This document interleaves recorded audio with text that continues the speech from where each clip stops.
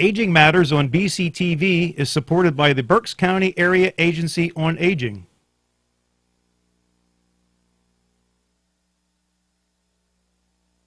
Hello and welcome to the show Aging Matters. My name is Ann Barlet and I'm the host for this evening's show. The Berks County Area Agency on Aging sponsors and provides Aging Matters. Our show this evening is on a program in our community, an agency in our community called Safe Berks. I think that you'll find the program very interesting this evening, and I would like to let you know that you can call in at any time during our show if you have a question or concern to share with our guest. The phone number to call in is 610-378-0426. So let's get right on with the show. My guest this evening is Mary Kay Bernosky, and she is the Chief Executive Officer of Safe Berks. So thank you for being here. I'm looking forward to talking about the agency, Safe Berks, and all the different services that you provide and some of the resources and the connections I think that you have and the partnerships to be able to provide resources for people in our community. So thank you so much. So again, I'm going to start right off with Safe Berks. Are we all like? Yes. Can you tell me a little bit more about your organization? We are a private nonprofit agency. We've been in the community now over 40 years. We were formerly Berks Women in Crisis.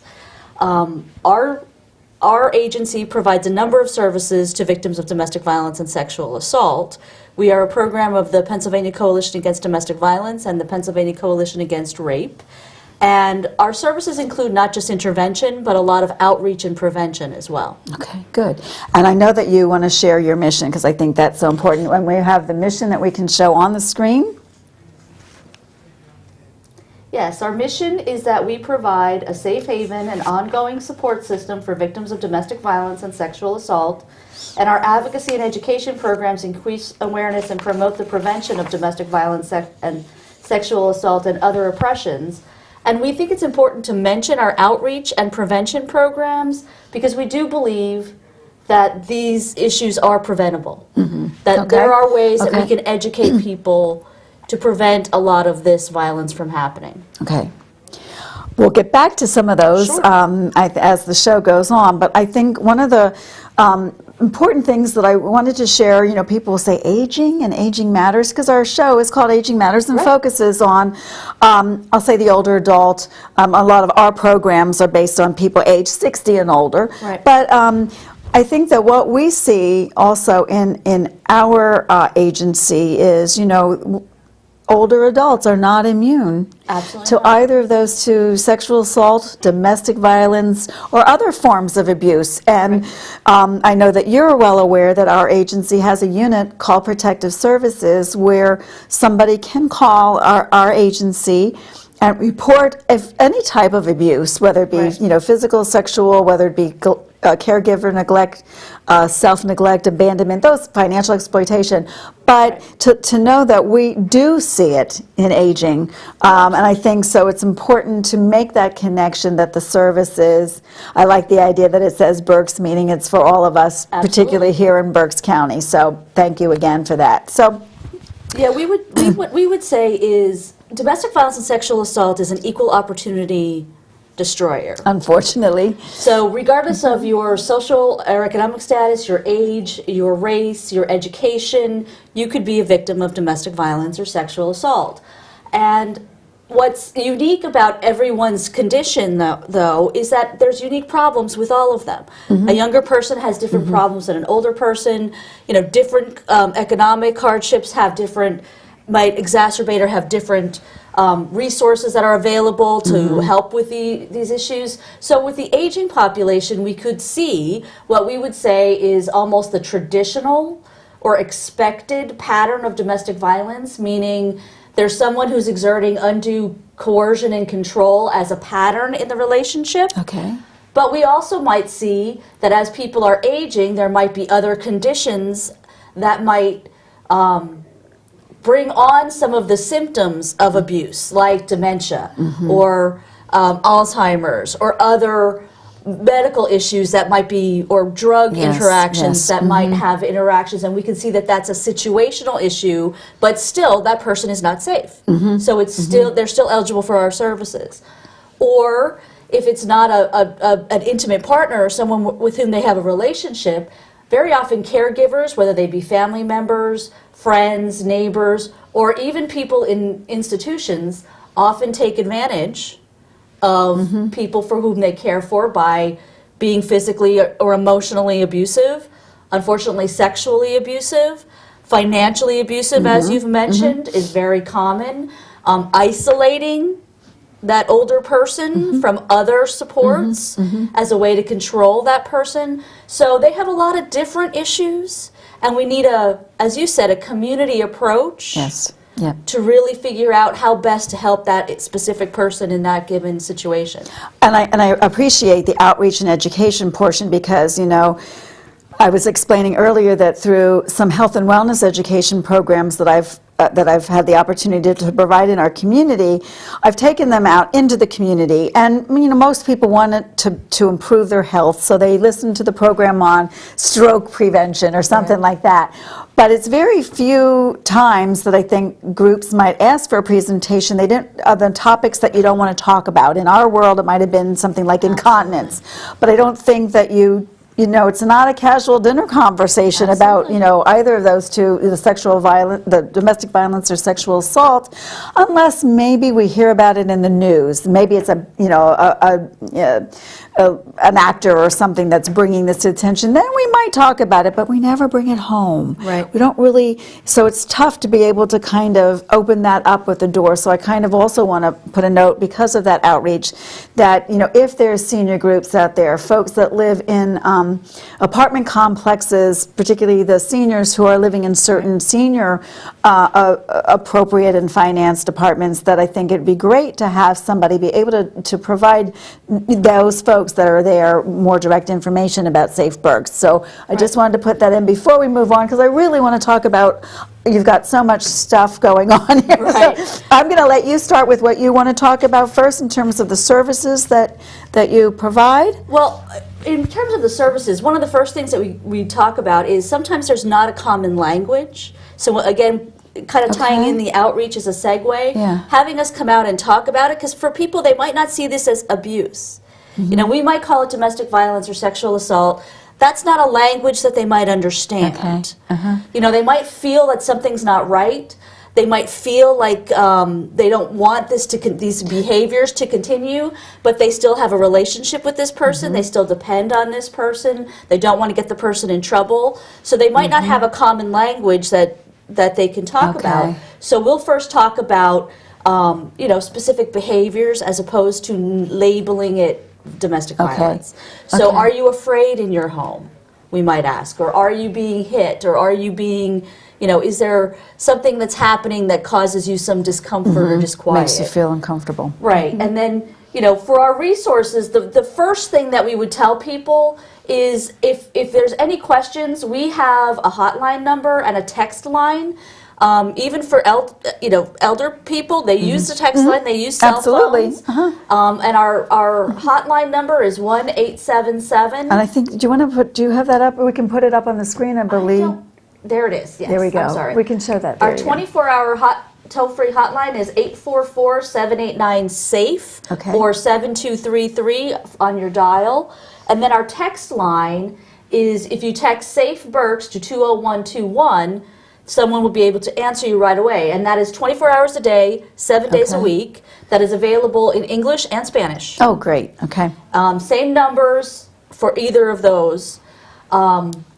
And usually that's how we get the first connection. People will call the hotline, they'll call the text line, because like we know, sometimes it's late at night or something has happened and they're willing to talk about it as opposed to waiting to the next day. Yes. So no matter when, you can reach out and talk to us. Another way that we connect with people is what is our rapid response or medical advocacy, and we've seen this where someone was taken to a medical appointment or an emergency room and a physician or other healthcare worker has asked some questions that make them think, oh, this person might not be safe, and then they will contact us. And we will come to the medical facility, the emergency room, have a conversation, whether it's been a sexual assault or a physical assault or, whatever's happening. We will help that person go through their options, come up with a safety plan for them, talk about what protections might be available to them. One of the first things that we might offer is our safe house. Okay. If someone needs immediate safety, we do have an emergency shelter for 30 to 60 days, and that is available for anyone who is a victim of domestic violence or sexual assault, be they male, I was gonna female, regardless of how many children I was they going to say, have. if we have several children or The no ages children. of their children. Okay. Now, the one caveat is the person has to be able to be mobile because we do have a common shelter. It is ADA accessible. Okay. You could use a wheelchair, Okay. a walker, any of that, but you have to be able to do that To yourself. manage that yourself. Okay. Correct. Okay. If not, we would be calling your office and working out how Okay. we can partner to Make do some that. other, okay. And then they could stay with us for some time until we can figure out another more permanent place for them to Okay. stay. Then we have our counseling services. And again, they are available for anyone, adult children, anyone who's been a victim of domestic violence or sexual assault. You don't have to be in immediate crisis to be eligible Okay, for our okay. counseling services. And in fact, you might be a caregiver. Because we Yes. provide counseling to significant others and family members as well. So I'm going to ask you this. With counseling services, could I call you and say, I really would like to talk to somebody? They're on that border where you started out by saying, they're acknowledging in their mind somewhere that they're feeling uncomfortable, that maybe something's going on that shouldn't, but they'd like to just talk to somebody, in the counseling services, so that, maybe not just that hotline, but, can I just sit and talk? And maybe somebody after maybe one or two or a couple, you probably know better, a couple of sessions, they now start to realize this isn't right, and they're comfortable telling a little bit more. And then you can take that and see how they might be also assisted beyond those counseling services. Absolutely. Okay. Our counseling is available to anyone who just is, again, feels that they might be unsafe or feels that something's not right in a relationship. And we are free. We are confidential. We are empowerment focused. So we will not tell you, you have to leave. Okay. You have to file this protection order. You have to call the police. We don't tell someone they have to do anything. We will talk about options, and we'll talk about some trauma experiences that they felt. Maybe they're feeling anxious or not sleeping, or perhaps even using alcohol as a coping mechanism. Yes. And how that might be all a natural response to trauma, and how we can maybe reframe it to do healthier things to reframe that trauma. And we can do that with individual counseling, or often we find that people really do well with support groups because they see other people who are in similar situations. Absolutely. And that makes them understand that it's not just them, because we still very often hear, I thought it was just me. Right. I thought Well, it was because you're my fault." isolated. I mean, you're in Right. your own environment, and that may have been happening for a long time. It become, I hate to say natural, but the Absolutely. norm It's for what for you for know. your world, and so now that you can go beyond that, and we know from other support groups for other issues, we've talked about dementia and other Alzheimer's support groups, because there might be patterns in the home where you're like, I just need to talk to somebody about whether is that happening to you, or I don't know what to do when this happens, or people can provide some ideas and advice, Absolutely. to each other as to how This is they've what worked worked for it. me. Yeah, and Yes. maybe it will work for you, maybe it won't, but at Right. least it's somebody that is listening, and I can share, and I can get some good feedback and information. So Absolutely. okay, And we good. can also talk to them about other community resources that they might not Okay. have known was available, that they can also reach out to, because that reduces the isolation as well. So Yes. maybe it's someone who is mobile and is getting around, and we can say, have you talked to this senior center where they have these classes or these groups? And that might be a way for you to get out, or the Yes, library, yes, yep. or a reading club, or things like that. Okay, good. We also do legal services, and our legal services in our agency are exclusively for obtaining protection orders. Okay. So that is for people who are either in an intimate relationship or living in the household with someone, Okay. or for victims of sexual assault. They are able to get a protection order against the person that's assaulted them if the person continues to harass or intimidate them. Okay. And that is a civil order, but that is a court order that says you have to refrain from injuring that person or even contacting that person in some cases. And that penalty for that could be a fine or even up to 6 months in jail or probation. Okay. So they can be a very useful tool for a lot of people. And we can evict people from the home. So if there is Okay, someone all who is right. not safe and they've been living in the household and this person wants to remove them from their home, a protection from abuse might be an option. And that Okay. services are free as well. That's nice. That's very nice, because in those boats, those are, again, the things that are not something you planned for. Right. So, Absolutely. and, a lot of people are all on that in limited income, and they're making their ends meet with whatever they've got coming in, to go back out, and Right, and great. that's why we try to get our counseling service out there, because it's not a copay. No one's going wonderful. to talk to your insurance. No one's going to know anything. I mean, we are just there, and we're free. That's wonderful. Good. And now we want to talk a little bit more about more of the education and outreach and the other opportunities that way, and what you've got going on. Yeah, we will go anywhere that people would like to hear us. So in some instances, we might be going to a specific population, but sometimes maybe it's a church or I was just other going to say a church, yes. organization where we might be talking to a lot of different people, because again, these issues do happen to everyone across the spectrum. And again, what we find is having that common language, and particularly when we talk about sexual assault or sexual abuse, people don't know how to name that for sure. Yeah. But that's something that is so, there's a lot of shame involved.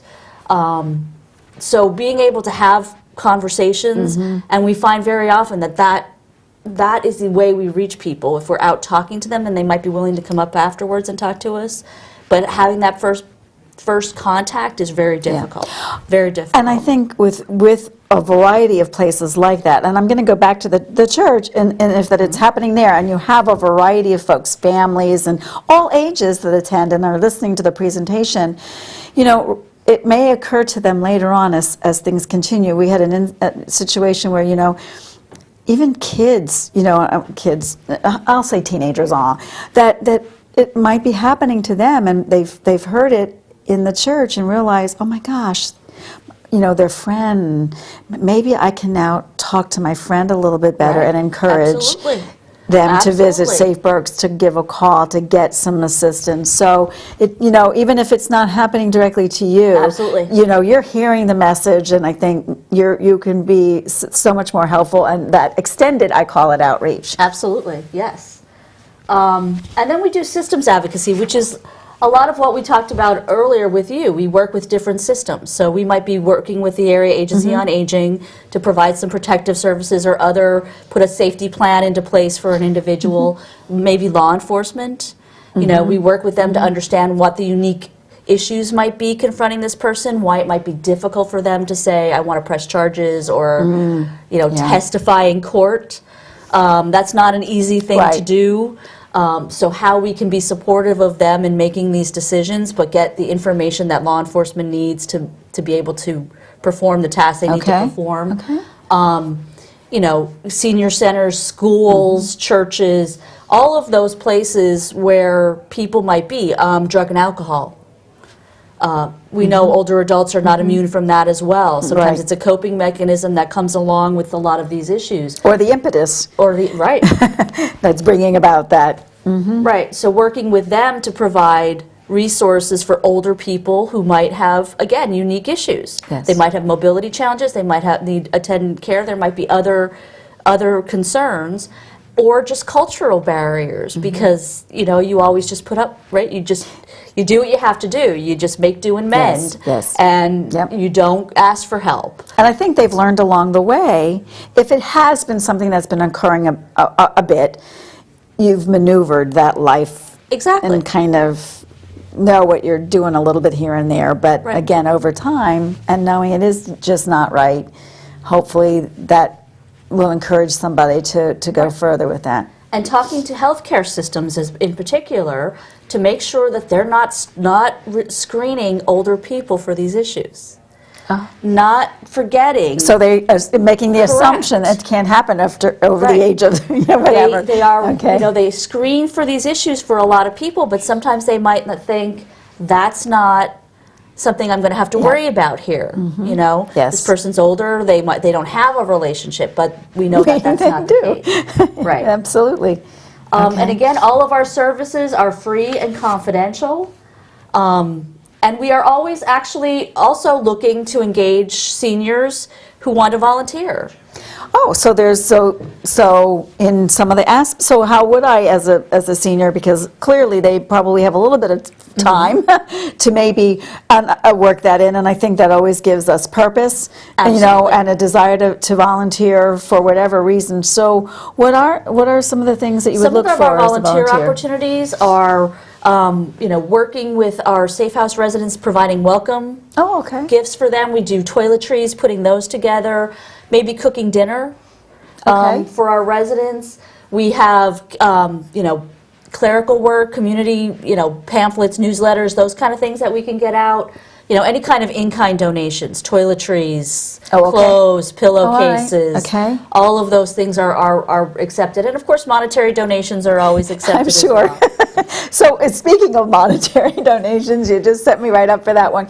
So you were mentioning that these services are free. Yes. So how do you support financially all of the things that you do? Well, we rely heavily on foundations and grants. Okay. And also contributions. We're a United Way agency as well. Okay. So we are supported by the United Way of Berks County and our community. So we rely a lot on our community to help us do the work that we do with in-kind donations and monetary donations. And, again, we've been here for 41 years, and fortunately, Wow. we've always been able to manage. So we want to be, we're very grateful, and we want to make sure that our services are out there for the people who need us. Yes, and to really know that it's out there to be able to provide that education, I would encourage the senior groups, as I said before, to reach out and get some form of presentation. I would reach out to, I know that I've done some health and wellness programs at some of the residential, the apartment complexes that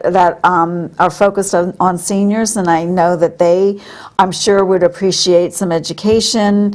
Maybe they're, again, open to volunteering, so I'm going to suggest that they call Safe Berks for whether they have an issue or whether they even want to support a friend and don't know how to do it. How should I Absolutely. suggest, that kind of thing. Volunteer, donation, you name it. So I think what we'd like to do now too is put on the screen the Safe Berks contact information so people have that. If we can put that up on the screen, I'd appreciate that.